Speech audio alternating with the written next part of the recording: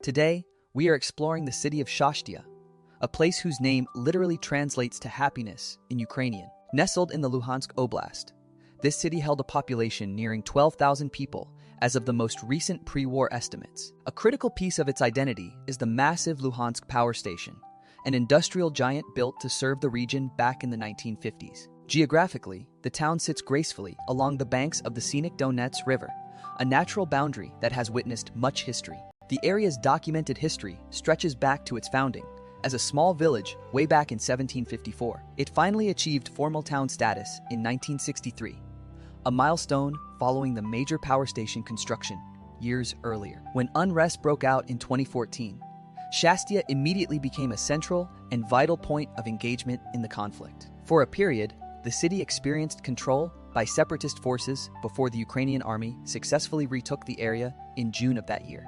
This period involved volunteer fighters whose actions toward civilians later drew serious scrutiny from international observers. Symbolically marking a break from the past, a prominent monument to Vladimir Lenin was notably removed from the central square in August 2014. Administrative boundaries shifted around the city as authorities tried to better organize government-controlled territories during the ongoing Donbas war. Even as administrative reforms continued, the population had already halved to 7,000 by the time the full-scale invasion began. In the days immediately preceding the 2022 invasion, the city endured relentless shelling from multiple types of heavy weaponry. These initial barrages specifically targeted military positions and heavily damaged the vital power plant infrastructure on the outskirts. On the very first day of the full-scale assault in February 2022, Russian forces moved in and quickly occupied the area. Tragically, within just 48 hours, the regional governor reported that 80% of the town had already been reduced to rubble.